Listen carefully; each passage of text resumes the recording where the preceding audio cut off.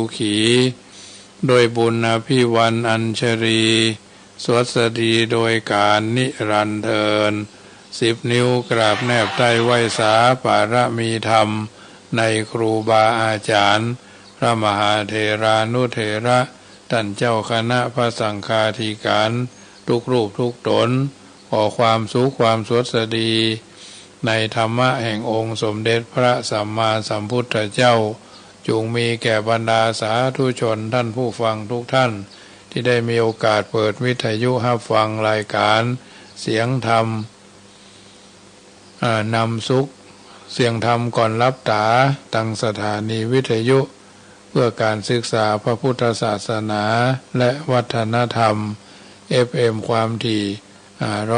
104.50 เมกะเฮิรตซ์ ส่งสัญญาณจากวัดจังกำสู่สถานีแม่ข่ายใหญ่วัดพระบรมวัดฝ่ายหินตำบลสุเทพอำเภอเมืองจังหวัดเชียงใหม่เมตตาในท่านพระครูสมุวิสุวัตรวรกิจโจท่านเจ้าอาวาสท่านผู้อำนวยการวิทยุแห่งนี้ถวายเวลาธรรมาภาพพระมหาประสิทธธรรมาภินันโทวัดจังกำตำบลมะกอกอำเภอป่าซางจังหวัดลำพูนเผยแผ่ธรรมในนามของคณะสงฆ์หน่วยอบรมประชาชนประจำตำบลมะกอกหน่วยเผยแพร่ศีลธรรมของกรมการศาสนากระทรวงวัฒนธรรมเบอร์โทรศัพท์061-547-6539 น้อมนำเอารายการนี้มาพบปะกับบรรดาญาติโยมทุกวันเว้นวันศุกร์อาทิตย์เสาร์อาทิตย์จันทร์การพุธพฤหัสเป็นประจำทุกวัน 19:05 ถึง 20:00 นโดยประมาณมาพร้อมกันแล้วจะได้นำพาญาติโยมกราบพระไหว้พระตามลำดับไปกราบ1กราบ2กราบ3กราบ4กราบ5อะระหังสัมมาสัมพุทโธภควาพุทธังภวันตังอภิวาเทมิกราบสุปฏิปันโนสวากขาโตภควตาธัมโมธัมมังนามัสสามิสุปฏิปันโนภควโตสาวกสังโฆสังฆังนามามิกราบมาตาปิตุคุณังอหังวันตามิกราบคุณูปการีวันตามิกราบพระพุทธกราบพระธรรมกราบพระสงฆ์กราบระลึกถึงคุณพ่อคุณแม่กราบระลึกถึงคุณของครูบาอาจารย์ต่อไปก็ตั้งอกตั้งใจ โยขันแก้วโกถากโยพุทโธอันว่าพระพุทธเจ้าตนใดตนประเสริฐอุดมกว่าหมู่สัตวโรกอันมีญาณปัญญาหาที่สุดบ่ใดสันนิสิโนนั่งอยู่แล้วดีนักบ่หวั่นไหวแต่พยามารนั่งเนื้อแตนโพอละวาละโพธิโมเลนั่งเนื้อแตนแก้วแทบไก่เกาไม้มาโพตนประเสริฐมหาเทวิจโยผจญแพ้สงครามอย่างใหญ่ยังพยามารกับดังเสนาลีบนมารก็ได้ถึงแล้วยังพญาสัพพัญโยตยานทรัตหูใหญ่อย่าทำทั้งมวลอันว่าผู้คาก็โนบน้อมไว้โดยกายวจีมโนยังพระพุทธเจ้าตนนั่นแลอันว่ามกัจโยมกะธัมโม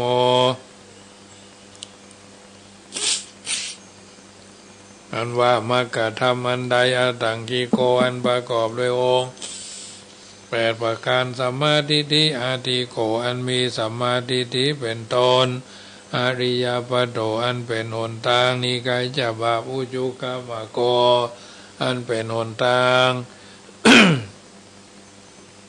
เส้นซื่อบ่กดบ่เลี้ยวเพื่อเข้าสู่นิพพานนั้นพ้นจากทุกข์ในวัฏสงสารจะนานังแห่งคนทั้งหลายโหติก็มีแลอะยังมากาธัมโม อันว่ามากะทำอันนี้สันติกโรอันกะทำคือบาปลำงับดับหายดูทาโสนายโยอันมีนัยยะอันควรจักหูจักหันอยากนาคปานิยานิโกนำสัตว์ได้ออกจากวัฏสงสารโอทิก็มีแลอาหังอันว่าคาปันนามามีก่อนโนบน้อมไว้โดยกายวจีมโนตังธรรมังยังพระสัทธรรมเจ้านั่นแลอันโยสังโฆอันว่าพระสังฆเจ้าหมู่ใดวิสุทโธอันบริสุทธิ์จากบาปวราตคินายโยอันควรทับเอาตานันพาเสดแห่งคนและเทวดาทั้งหลายสันตินทริโยอันมีอินทรีย์ทั้งหกระงับดีนักสภะมาละปาหิโนอันมีมาละคือกิเลสละได้เสียแล้วอนาสาวโวอันหาอาสวะธรรมบ่ได้สมิธิปัตโตอันใดถึงแล้วยังความสำลิดทีบรมวรคูเนหิเนเกหิด้วยหมู่คนต่างหลายอันมากโหดที่ก็มีแลอาหางอันว่าคาปัญหามามีก่อนนบน้อมไว้วัจจะก่อนนบน้อมไว้กายะวจีมโนตั้งสังฆังซึ่งพระสังฆเจ้านั่นแลอาหังอันว่าคานะมามีก่อนนบน้อมไว้พุทธังยังพระพุทธเจ้าตนทารัตนุญาอย่าทำตังมวลคุณาสาขารันตังอันมีคุณปันดังน้ามหาสมุทรอาหังอันว่าคานะมามีก่อนนบน้อมไว้ธรรมังยังพระสัทธรรมเจ้ามุนีราชาสาวกังอันเป็นลูกอันพระพุทธเจ้าหากเทศนาอาหังอันว่าคานามามีก่อนนบน้อมไว้สังฆัง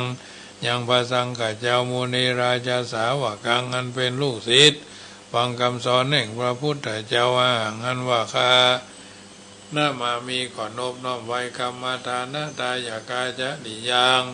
ยังครูบาอาจารย์เจ้าอันเป็นกรรมฐานะตายากานิพพานามากุเทสกังอันสำแดงของแห่งนิพพานพุทธปูชาอันวาขีญาอันใดปูชายังพระพุทธเจ้ามาเตจามีเตจาอนุภาวะอันมากธรรมปูชาอันวาขีญาอันใดปูชายังพระสัทธรรมเจ้ามหาปัญญามีปัญญาอันมากสังฆปูชาอันวาขีญาอันใดปูชายังพระสังฆเจ้ามหาโภคามีโภคาสัมปติเขาของอันมากก็มีแลมายังอันว่าผู้คาทั้งหลายนับพระมหาเสขอจงจะได้ทัศนัญจะยังขีญาณหันเมตตายะพุทธะยังพระพุทธเจ้าเมตตายะอันจักมาเป็นพระพุทธเจ้าไปนาปุโธอันว่าพระพุทธเจ้าเมตตาโยตนจึงเมตตายะอันคนและเทวดาทั้งหลายหาปูชาอนุปัจจโตบอกเกิดมาเตือนยาวาตับใดมาอย่างอันว่าผู้ฆ่าทั้งหลายสังสารันโทปิแม่นต้นเตียวไปมาคือตายแล้วเกิดเอากำเนิดหลายทีสังสารเรในวัฏสงสารมคะมามหาเสขอจงจะได้ถึงคือว่าขออย่าได้เกิดบายเยในบายทุกติคือนรกเป็นเปรต เป็นสัตว์เดรัจฉานดาวะตับใดอิมินาตุปะภูภาราชาการวะกัมเมนะด้วยกรรมอันใดบูชาการวะโดยธูปโดยเทียนเข้าตอกดอกไม้อันนี้เตอนิพพานาปัจจโยจงเป็นปัจจัยกำโยคือได้นิพพานโหตุจงมีโนแก่ผู้ฆ่าทั้งหลายเที่ยงแท้แด่เตอนะโมตัสสะภะคะวะโตอะระหะโตสัมมาสัมพุทธัสสะนะโมตัสสะภะคะวะโตอะระหะโตสัมมาสัมพุทธัสสะนะโมตัสสะภะคะวะโตอะระหะโตสัมมาสัมพุทธัสสะนะโมตัสสะภะคะวะโตอะระหะโตสัมมาสัมพุทธัสสะพุทธังสรณังกัจฉามิธัมมังสรณัง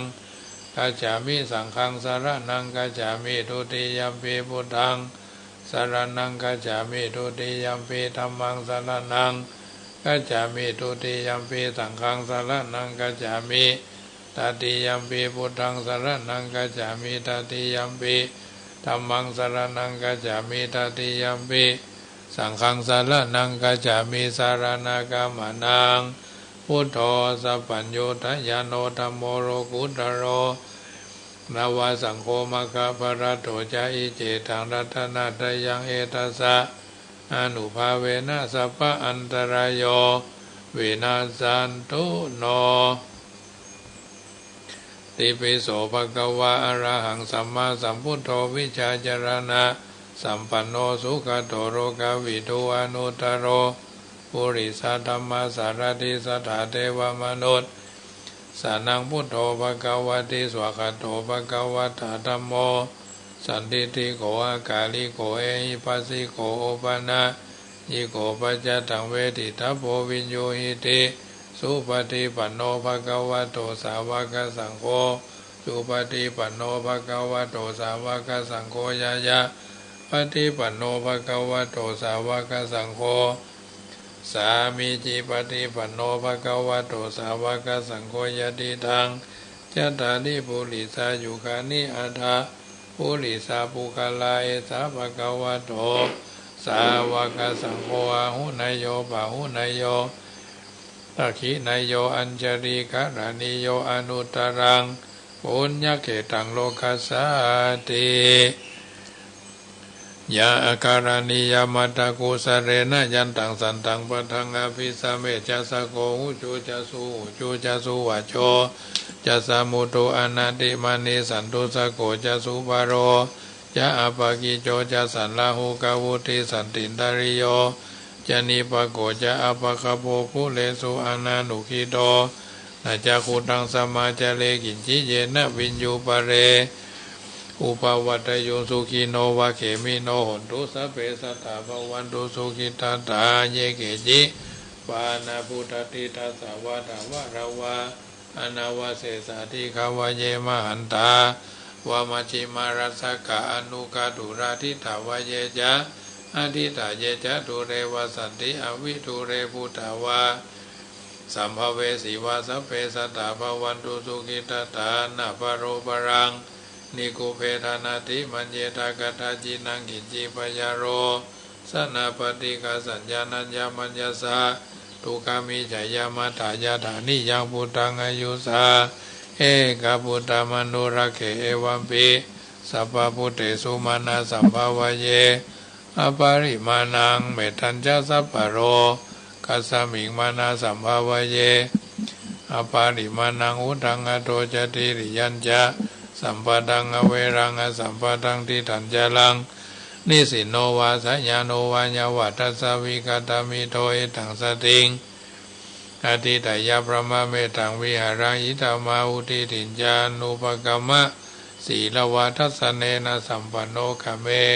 สุวินัยเขตังนาอิจตุกปัสสยังปุณเรติติการณิยเมตตาสุตัง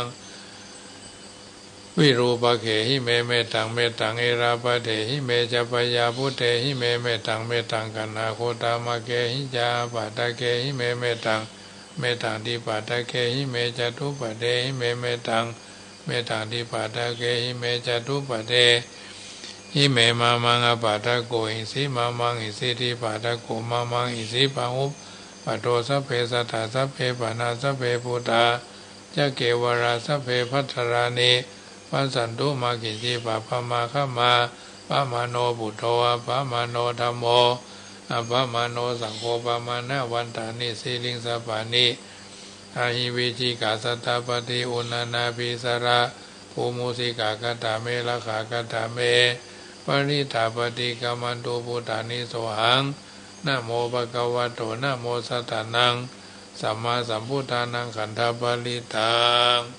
ยันตุนิมิตังอวามังกรัญจโยจามนาโพสกุณาสัสสะโตปะปะกะโห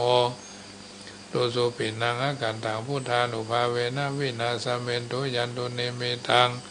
อวามังกรัญจโยจามนาโพสกุณาสัสสะโตปะปะกะโหตุสุปินังอกันตังธรรมานุภาเวนะวินาสเมนตุยันตุนิมิตังอวามังกรัญจโยจามนาโพสกุณาสัสสะโตปะปะกะโหตุสุปินังอากันตังสังฆานุภาเวนะวินาสเมนโต เอวเมสุตังเอกังสัมมัญญังภควาสาวัตถิยังวิหารติเจตวันเนอนาถาบินดิกัสสะอารามเมตระโขภควาภิกขุ อามันเตสีภิกขโวติปทันเตทิเตภิกขุภะคะวะโตปัจจโสสุภะคะวะเอตัตถะโวจาเมตตายาภิกขเวเจโตวิมุตติยาอาเสวิตายาภาวิตายาภาหุลีกาตายายานิกาตายาวัตถุกาตายาอนุติตายาปริจิตายาสุสมารตายาเอกาทัสสานิสังสาปฏิกากกัตตเมเอกาทัสสะสุขังสุปฏิสุขังปฏิปุจจตินาปะปะกังสุเปนังปัสสติมนุสานังพิโยโหติอามนุสานังพิโยโหติเทวตารกันตินาสาอาคิวาวิสังวาสถังวากามติทุวาทังจิตังสมาธิยติมุขวันโนวิปัสสิตติอาสามุลลาโหการังกโรติอุตาริงปฏิวิจันโตปามโรกุปโคโหติเมตายะภิกขเวเจโตวิมุตติยาเสวิตายะภาวิตายะภาหุลิกตายะยานีกตายะวัตถุกตายะอนุติตายะปริจิตายะสุสมารตายะอิเมกาทัสสานิสังสาปฏิกังขาติอิตามโวจาภะคะวะธรรมนาเตภิกขุภะคะวะโตปัสสิตังอภินันโทนติเมตตายานิสังสาธุตังนิทิตังสวาธุปะปัญญาปารมี30ทัศสวาธุปะปัญญาปารมีวัดแวดล้อมวิริยาปารมีอ้อมระวังดีศีลปารมีบังออกบังดาเมตตาปารมีผ่าแพ้ดังปืนตาหน้าปารมีคือเป็นปืนดังต่ออุเบกขาปารมีคือก่อเป็นเวียงสัจจะปารมีแวดละวังดีเป็นไม้ไตรกันตีปารมีกายเป็นหอกเป็นดาบบางนาไม้และปืนไฟอดิตาหน้าปารมีผันดาบไปทุกแห่งแห่งป่าฟูงหมู่มารพีสร้างใบเบ็ดลูกตะเวภพที่พังไปนี้นั่งทอละนีอัศจรรย์โสสะเหมือนฟันอยู่ข้างน้ำนาทีรองกวางดอกกวางแตกที่ฟองระนองระนอกกลายเป็นเขาดอกไม้ถวายปู่จ้าบาแก้วแก่นไทยสตันพระผู้ทางจงมาภายโปรดอนุญาตโทษโปรดผู้คาแท้ดีลีแม่ธรณีออกมาหีดมวยผมอยู่ที่ธาตุจ้างหายคายคะจังงาสับเด่นพ้นน้ำนาดีลงพัดพายขอจ้างพายหักโลกเต้าพระยามานห้องเอาพูนขัวกับยอมือคืนตูนหัวใส่เกาผู้คานี้เล่าได้ชื่อว่าลูกศิษย์พระพุทธเจ้าผู้มีบุญสมภารอันมากนักพระพุทธเจ้าจึงตั้งพระปัญญาภารมีไว้เกาจันตั้งไว้ตั้งนาก็ได้เกาจันตั้งไว้ตั้งหลังก็ได้เกาจันตั้งแต่หัวแผ่วตีนก็ได้เกาจันตั้งแต่ตีนแผ่วหัวก็ได้เกาจันแสนว่าลูกปืนจากมาเสมอเหมือนพลแสนหาก็บ่มีมาจากใครใดข้าพเจ้าเลยได้ชื่อว่าพุทธกุณังธรรมกุณังสังฆกุณังพุทธอินตาธรรมอินตาสังฆอินตาอัสสหับแม่ธรณีผู้อยู่เหนือน้ำผู้อยู่กำแผ่นดินการคาใดละลึกคือถึงหาคุณพ่อคุณแม่คุณครูบาอาจารย์คุณพระแก้วเจ้าทั้ง3ประการคือคุณพระพุทธคุณพระธรรมคุณพระสงฆ์คุณแดดคุณฝนคุณน้ำคุณลมคุณไฟคุณกุศลเจ้าก็ดีคุณนางอุตราเจ้าก็ดีคุณพระปัจเจกเจ้าก็ดีคุณพระตนเมตตาภาวนาเจ้าก็ดีจุงมาสัมพิทักษ์รักษาคุ้มครองทางกำนาและกำหลังยังตนตัวแห่งผู้คาตั้งแต่ที่คาการละยามนี้วันนี้ค่ำคืนนี้และต่อไปนี้ชิมแด่เธอพุทโธพุทธังรักษาธัมโมธัมมังรักษาสังโฆสังฆังรักษาพุทโธพุทธังอะระหังธัมโมธัมมังอะระหังสังโฆสังฆังอะระหังพุทโธพุทธังกันหะธัมโมธัมมังกันหะสังโฆสังฆังกันหะอายุวันโนสุขังปะลังเอาละญาติโยมสาธุชนคนดีทุกคนทุกท่านได้ยินได้ฟังการสังวาสสวดที่ยายพุทธคุณธรรมคุณสังฆคุณเรียบร้อยต่อไปก็จะได้เป็นธรรมบรรยายเป็นปฏิพรกับบรรดาญาติโยมสาธุชนที่อยู่ท่าดาวฟังกันอยู่ทางบ้าน พื่อเป็นปฏิพรก่อนรับก่อนนอนในค่ำคืนของวันนี้เสียงธรรมก่อนรับตาประจำวันพุธที่14เดือนมิถุนายนเดือนเก้าเหนือแรม13ค่ำอยู่จอดรอดถึงตึงตันอย่างเขาตันทั้งหลายน้ำธรรมคำสอนฟังเทศฟังธรรมก่อนรับก่อนนอนถือว่าเป็นอาหารใจก่อนที่จะเข้าสู่นิทราหลังจากตรักตรำทำการทำงานมาตลอดวันทั้งนี้ทั้งนั้นก็ถือว่าเป็นส่วนที่เอาท่านทั้งหลายจะได้นำไปพิจารณาปรับใจเกิดประโยชน์โสดที่ผลเป็นมงคลกับตัวกับตนเอาเป็นลำดับต่อไปน้ำธรรมคำสอน 84,000 พระธรรมขันธ์ค่ำแรงวันนี้ก็จะอู้เอิ้นเจริญพรให้บรรดาญาติโยมได้ยินได้ฟังนำไปเป็นข้อพินิจพิจารณาปรับใจเดินทางชีวิตโดยถูกต้องมากกว่าถูกใจเป็นสิ่งที่เราท่านทั้งหลายจำเป็นจะต้องไขว่คว้าหาเอามาใส่เนื้อใส่ตัวใส่คิดใส่ใจว่าบางเตื้อบางครั้งบางโอกาสบางเวลาเราบ่ได้เข้าใจในสิ่งเหล่านี้ก็ทำเมื่อเราท่านทั้งหลายอาจจะคลาดเคลื่อนไปมีพระบาลีกล่าวเอาไว้บทหนึ่งว่าอโรคยะปะระมาราภาอโรคยะปะระมาราภาความไม่มีโลกเป็นลาภอันประเสริฐความไม่มีโลกเป็นลาภอันประเสริฐหรือลาภทั้งหลายมีความไม่มีโลกเป็นเยี่ยมหรือความไม่มีโลกเป็นลาภอันประเสริฐนี้มนุษย์ที่เกิดขึ้นมามีความปรารถนาอันสูงสุดก็คือความมีร่างกายสมบูรณ์ร่างกายแข็งแรงสมองว่องไวประสาทคล่องแคล่วจิตใจเบิกบานความต้องการเหล่านี้จะเกิดมีได้จึงต้องอาศัยความมีร่างกายไม่มีโรคเบียดเบียนความบ่มีโรคได้แก่ความมีอนามัยเป็นที่มาแห่งลาภผลของชีวิตและเป็นเหตุอายุยืนชีวิตมีอนามัยจึงนับว่าเป็นลาภอันประเสริฐแถมประการหนึ่งมนุษย์ที่เกิดมาจักบ่แก่จักบ่เจ็บจักบ่ตายเลยนั่นย่อมหาไม่ได้ย่อมไม่มีแต่ว่าบุคคลผู้รู้จักปฏิบัติตนให้สบาย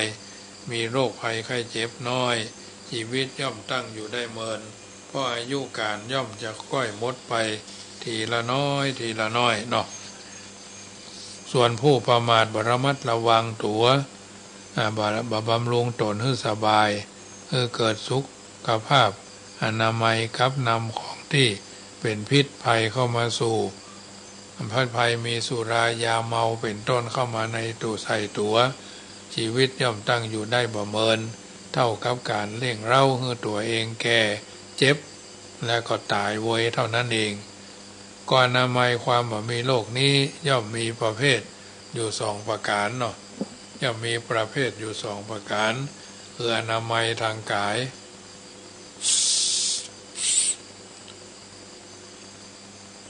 กับอนามัยทางใจอนามัยทางกายก็มีอธิบายว่าอันร่างกายของคนเราเนี่ยเปิดห้องว่าสรีระยนต์ จะมีสุขภาพอนามัยได้นั่นจำต้องบริหารกล่าวคือมันหยดน้ำมันด้วยการกินด้วยการดื่มด้วยการพักผ่อนการนอนซ่อมแซมด้วยการบำรุงธาตุให้ปกติใช้การงานด้วยการเปลี่ยนอิริยาบถให้เสมอพดุงความคงทนไว้โดยการรักษาความสะอาดเว้นของบ่สบายเสพของสบายมีหลักการที่จะขยายความพอเป็นแนวปฏิบัติ7ประการก็คือรู้จักประมาณในการกินอันของกินของดื่มเพิ่นเฮาว่าอาหารถ้าผู้กินผู้จักประมาณพอดีย่อมมีคุณอนันต์ในอันที่จะสืบต่อชีวิตให้อยู่ยืนยาวมีภาษิตโบราณประกอบไว้ว่าเสพน้อยจะค่อยอายุยืนและกินพออิ่มหาพอควรโรคภัยบ่รบกวนกินพออิ่มหาพอควรโรคภัยบ่รบกวนเป็นต้นถ้าผู้กินตกอยู่ในอำนาจของต้องของตน จะเป็นคนฝ่ามือตื้นคอหอยลึกกินมากฟุ่มเฟือยทำงานน้อยอาหารนั่นก็จะมีโทษมหันต์เนาะบั่นทอนชีวิตให้สั้นดังนั้นผู้กินอาหารจึงควรรู้ประมาณเลือกกินแต่อาหารที่ดีกับอายุที่ดีและเหมาะกับอายุเหมาะกับฤดูกาลเหมาะกับการงานที่ตนทำและผู้กินก็ควรกินแต่พอดีอย่าหือนักถึงแน่นอึดอัดมึนซึมเนาะมึนตึงเนาะ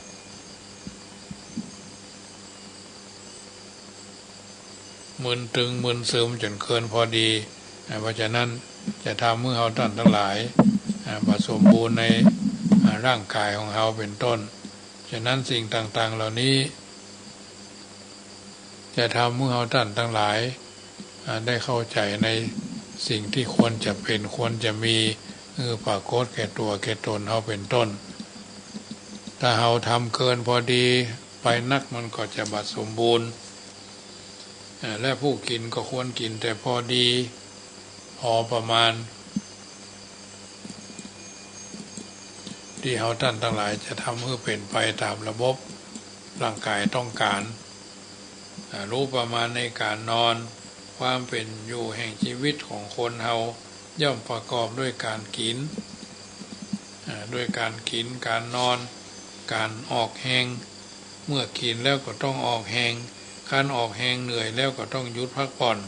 ตามธรรมดาเมื่อมืดค่ำก็ต้องนอน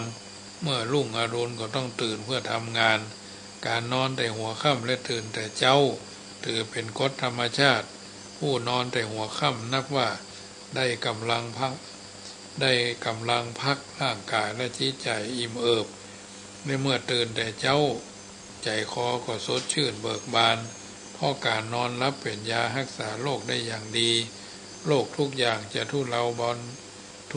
รรเทาเวลาหลับการนอนหลับสบายเกิดจากอาการขินพอประมาณตื่นแต่เจ้ามีเช้าดีตื่นเจ้าได้งานหลายตื่นขวายได้งานน้อยการนอนถ้าเป็นไปพอดีจะมีกำลังกายกำลังใจแข็งแรงบ่เกิดแห่งสุขภาพอนามัยแต่ถ้าเป็นไปบ่พอดีเช่นอดนอนหรือนอนบ่เพียงพอก็เป็นสะเริงสะเจิ่งเป็นมึนเป็นงงเป็นมึนเป็นงงเนาะร่างกายก็จะอ่อนเพลียหน้าซีดตาโรยกินอาหารบ่ได้นอนมักไปบ่ใจแห้งร่างกายจะอ้วนเป็นที่มาแห่งโรคเบาหวานไขมันโรคหัวใจเกาเบาหวานความดันไขมันเนาะบุคคลก็จะเป็นนั่นเป็นนี่บุคคลควรถือเวลากลางคืนเป็นเวลาพักผ่อนนอนหลับจึงจะดีจึงจะเข้าใจในสิ่งต่างๆเหล่านี้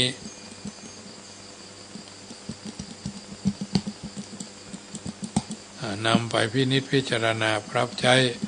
เดินทางชีวิตโดยมีหลักยึดหลักประพฤติเป็นลำดับไปเราต้องหู้เต้าเอาไว้การหู้ตันเอาไว้แก้จะได้บ่ผิดเพี้ยนในการเดินทางชีวิตรักษาธาตุให้ปกติร่างกายของมนุษย์เราก็เช่นเดียวกันย่อมคุ้มเข้าเป็นรูปด้วยการประชุมแห่งธาตุสี่ธาตุน้ำธาตุดินธาตุลมธาตุไฟเนาะธาตุน้ำธาตุดินธาตุลมธาตุไฟและมีชีวิตอยู่ได้ด้วยธาตุสี่มีความพร้อมเพรียงกันเป็นปกติบ่ร้อนเกินไปบ่เย็นเกินไปเป็นต้นก็จะเป็นเหตุให้บุคคลนั้นเกิดการบ่ผิดปกติรักษาอิริยาบถให้สม่ำเสมอเนาะอิริยาบถมีอยู่สี่ตามปรากฏคือจตุจักกังนวัฏวารังสรีละยันตังนะจตุจักกังนวัฏวารังสรีละยันตังสรีละยนต์อันมีจักสี่มีทวารเก้าจักสี่ในที่นี้ก็คืออิริยาบถสี่ ได้แก่ยืนเดินนั่งนอนยืนเดินนั่งนอนอันเป็นอาการเคลื่อนไหวแห่งร่างกายคือหมุนเวียนพัดเปลี่ยนความเป็นอยู่ของร่างกายคือดำเนินไปสะดวกรักษาข้อต่อและกล้ามเนื้อ เป็นไปอย่างคล่องแคล่วเป็นวิธีถ่ายทุกข์ออกนำสุขเข้าเนาะในทางพุทธศาสนาคือการเดินจงกรมเป็นกิจวัตรพระโยคาวจรผู้บำเพ็ญเพียรเมื่อนั่งเจริญสมณธรรมกรรมฐานเจริญสมณธรรมเมินเพื่อเป็นการผ่อนคลายจึงเดินจงกรมการเดินจงกรมมีอานิสงส์5ประการดังพุทธพจน์ปรากฏในปัญจกนิบาตอังคุตรนิกายว่าผู้เดินจงกรมเป็นวัดเป็นผู้เดินทางไกลได้ทนเป็นผู้ทำความเพียรได้ทนเป็นผู้มีความเจ็บไข้น้อยอาหารที่กินดื่มเคี้ยวย่อมย่อยได้ดีสมาธิบรรลุในขณะที่เดินจงกรมตั้งมั่นแน่วแน่อยู่ได้เมินเป็นต้นแม้ทางสุขวิทยาก็คืออิริยาบถเดินเป็นการออกกำลังอย่างดีผู้ใช้อิริยาบถให้ถูกส่วนสมกันจะเป็นผู้มีกำลังกายแข็งแรงและเจริญวัย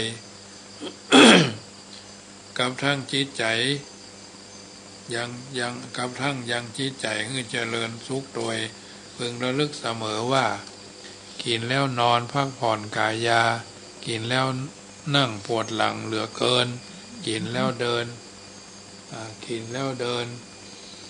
เจริญอายุยิ่งกินแล้ววิ่งโรคภัยถามหานะกินแล้วนอนพักผ่อนกายากินแล้วนั่งปวดหลังเหลือเกินกินแล้วเดินเจริญอายุกินแล้ววิ่งโรคภัยถามหารักษาความสะอาดความบริสุทธิ์หมดจดผ่องใสคือความสะอาดเป็นที่นิยมชมชอบมนุษย์ทุกคนย่อมดีใจเหลือล้นเมื่อมีคนชมว่าโอ้เป็นคนสะอาดเป็นคนเรียบร้อยดังนั้นจึงควรรักษาร่างกายให้สะอาดรักษาผ้านุ่งผ้าห่มให้สะอาดรักษาสถานที่อยู่ให้สะอาดรักษาเครื่องบริโภคให้สะอาดเมื่อรักษาความสะอาดได้แล้วความสวยงามก็โดยมาความเป็นระเบียบก็เกิดขึ้นสิ่งของที่อยู่เป็นที่สิ่งของที่ก็อยู่เป็นที่เป็นทางสิ่งของที่เก็บไว้เป็นระเบียบจะหยิบใช้ก็ง่ายจะคันหายก็หู้พอดูก็งามตาได้ในคำว่าสะอาดกายเจริญวัยสะอาดใจเจริญสุขเว้นของบ่สบายอาหารของแสลงมีรสจัดเช่นเค็มจัดเผ็ดจัดหวานจัดมันจัดเป็นต้นรวมถึงของมึนเมาก็คือสุราเมรัยกัญชายาฝิ่นเฮโรอีนทินเนอร์ผงขาวยาบ้ายาอีเป็นต้นที่บุคคลดื่มกินฉีดดมของแสลงและของมึนเมาเหล่านี้เรียกว่าของบ่สบายเพราะเป็นเครื่องทำลายร่างกายทำลายสมองทำให้ปัญญาเสื่อมโทรมความจำเลอะเลือนตลอดจนให้เกิดโรคร้ายมากมายหลายดังกล่าวแล้วประการต่อมาเสพของสบายอิริยาเสพหมายเอาอาการกินการดื่มการนุ่งใช้สอยและอยู่อาศัยอาหารคือของกินของดื่มยุกยาผู้นุ่งห่มอันเหมาะสมสมัยนิยมสมแก่ตัว ของใช้หรือเครื่องประดับอันเป็นคุณค่าแก่ร่างกายอาคารบ้านเรือนอันเหมาะสมแก่ภูมิประเทศอันจัดเป็นของสบายเมื่อคนเฮามาบริหารร่างกายให้มีสุขภาพตามหลัก7ประการดังกล่าวมานี้ชื่อว่ามีอนามัยทางกายเมื่อบำรุงร่างกายให้มีอนามัยแล้วควรบำรุงใจให้มีอนามัยโดยเพราะถ้าร่างกายสมบูรณ์ปราศจากโรคภัยไข้เจ็บ ส่วนใจมีโรคภัยเบียดเบียนให้เดือดเนื้อห้อนใจก็อยู่เป็นสุขสำราญจึงสมควรที่บำรุงตนให้มีอนามัยทางกายและทางใจอนามัยทางใจก็ได้แก่ใจมีอนามัย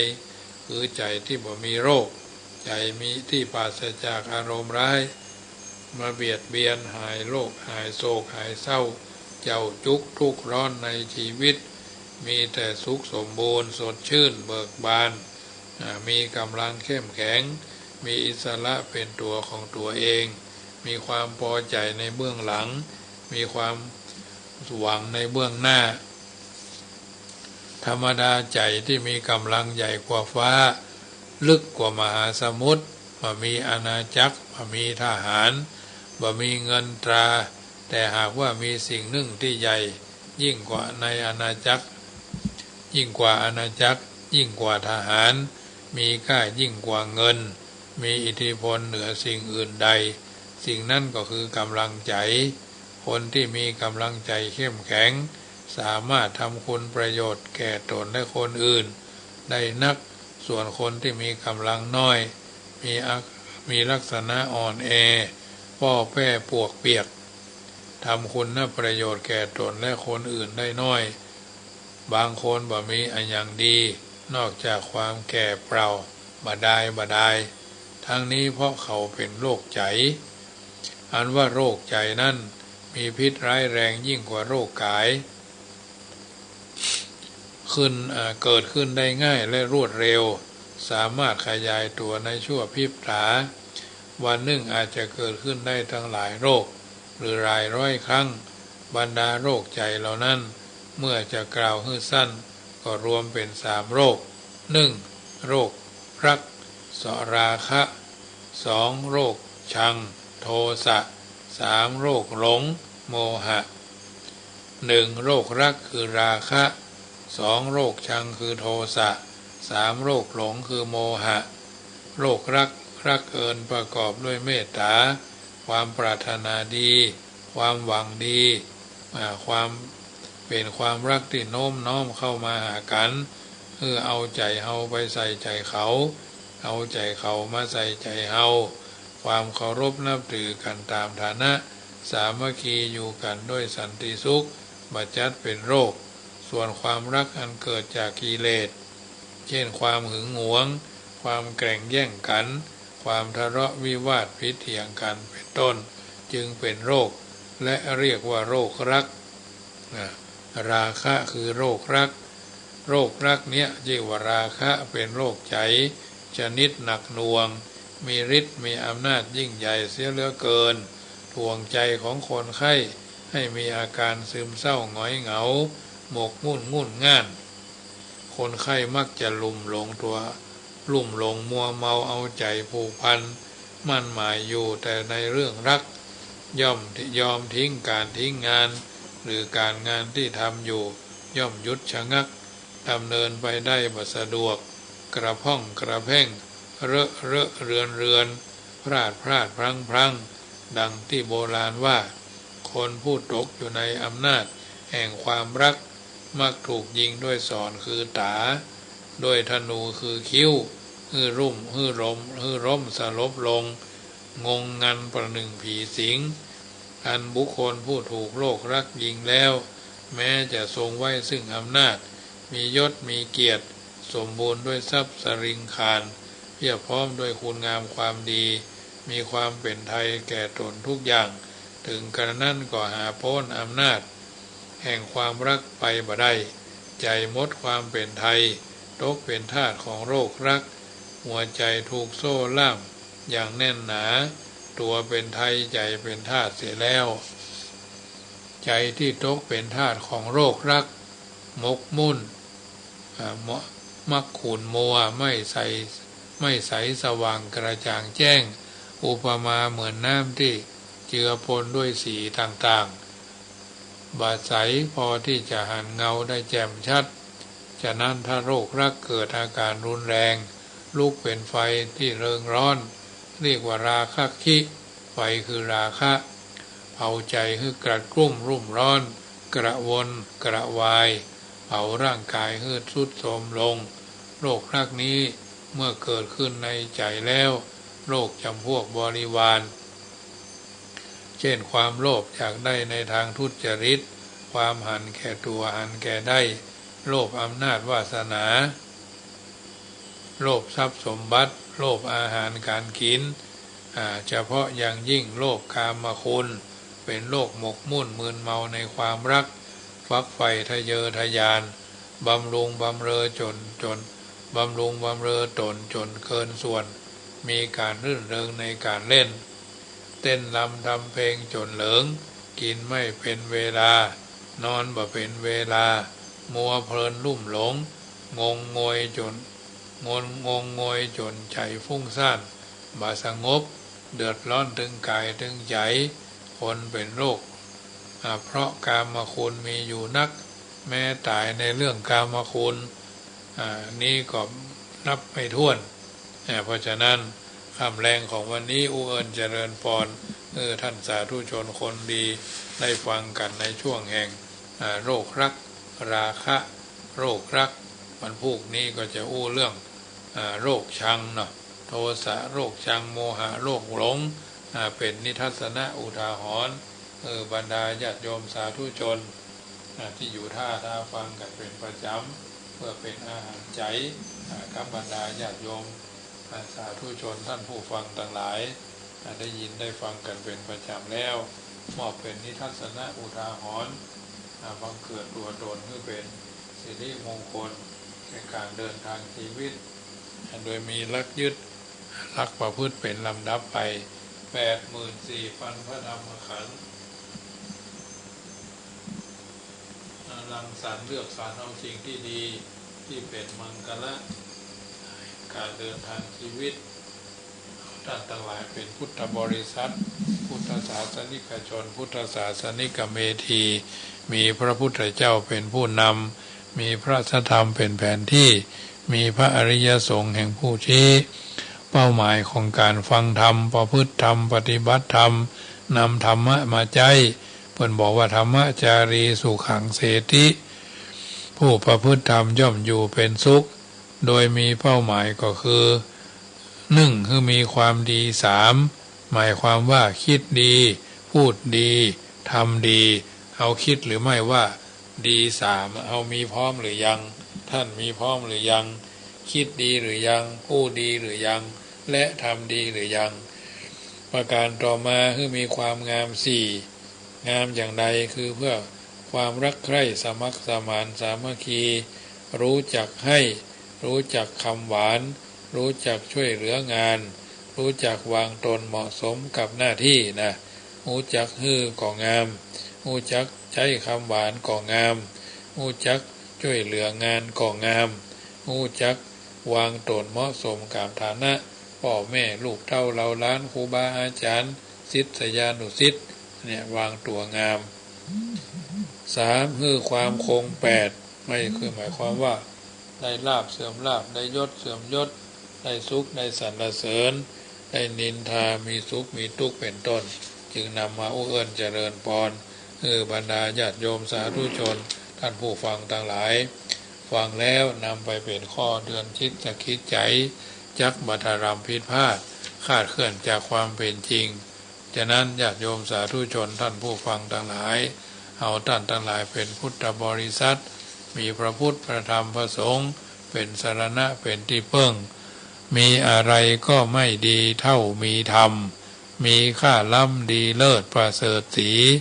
มีอะไรเท่าไรในโลกนี้ก็ไม่ดีเหมือนมีธรรมประจำใจนะอันนี้ท่านบัณฑิตกล่าวเอาไว้คำแรงของวันนี้รายการเสียงธรรมก่อนรับตาก็มาถึงช่วงสุดท้ายก่อนนำรายการจากท่านไปก็ขอบอกเอิญเจริญพรประชาสัมพันธ์ข่าวสารงานบุญที่จะเกิดขึ้นวันที่23 กรกฎาคมเดือนหน้าจะได้นำพาญาติโยมสาธุชนคนดีใหม่ละปูน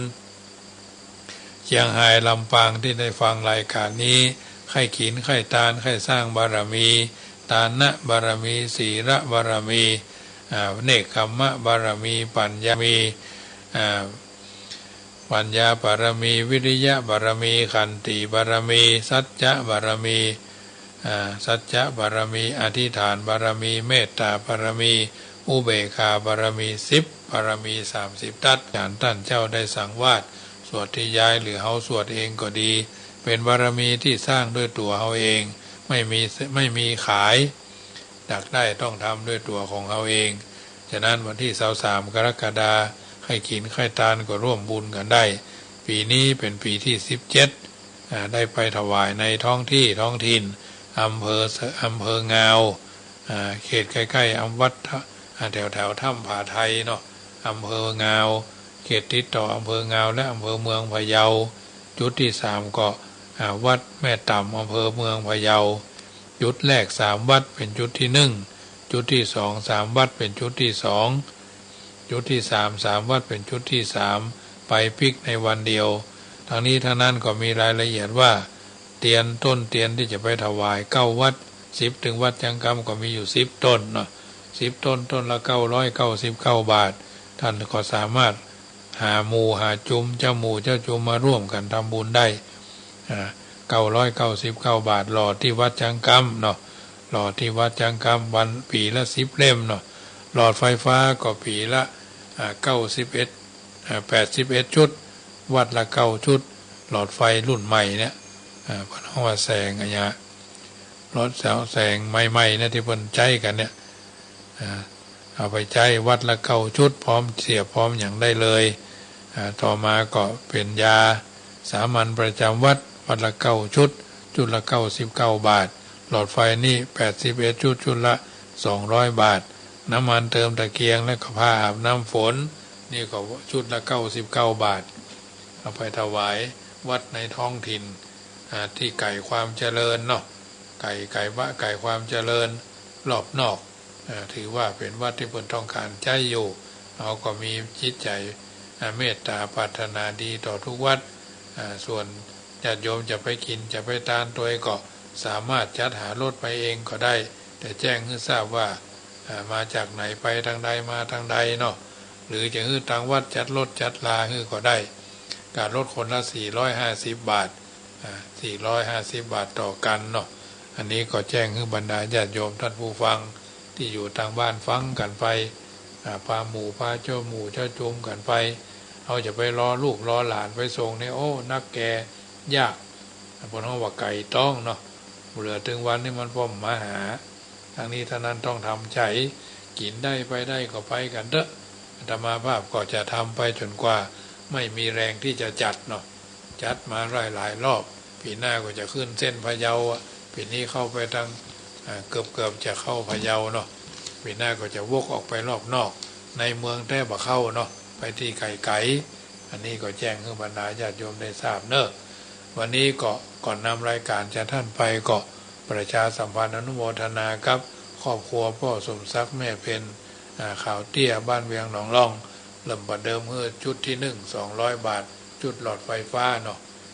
อันนี้ก็โนทนาสาธุการเนอะวันนี้สมสมัยได้เวลาขอนำรายการจากท่านไปก่อนเนอะก่อนท่านนอนภาวนาสาธุพระ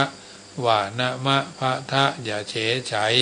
เป็นหัวใจนะโมเตโชใจป้องกันภัยยามหลับไม่อับจนเมื่อล้างหน้าอย่าล้างเปล่าเอาสิริเสกพุทธสังมิก่อน3 หนตำราว่าเป็นมหาชัยมงคลทิพมนต์คุ้มกันอันตรายจะจากเรือนคันไกลที่อยู่ถึงประตูยืนหยุดจุดที่หมายภาวนาสุขโตโพธิยายแล้วผันผายได้พิพัฒน์สวัสดีอีกจะพระกะสะปัทมังเป็นมนต์ขังเป่าปัดกำจัดผีทั้งปีศาจพูดพายไล่การีเสก7 ทีหลับขับไล่ไม่แผ่วพานพุทธสังมังคลังโลเกอย่าเฉยไฉนี้คาถามหาศาลเป็นมงคลเป่าปัดกำจัดพานถึงลุกรานได้ดีหนีกระจายเสกทุกคราสวมสร้อยห้อยพระเครื่องเดชกระเดืองเรียกมงคล3 สายช่วยป้องปัดพยันอันตรายทั้งหญิงชายเมตตาปราณีเอ่ย เอาละรายการเสียงธรรมก่อนรับตาประจำเมื่อค่ำยามแรงวันพุธที่14สมสมัยได้เวลาขอนำรายการจากท่านไปก่อน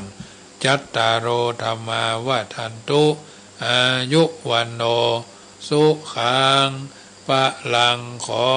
เจริญพร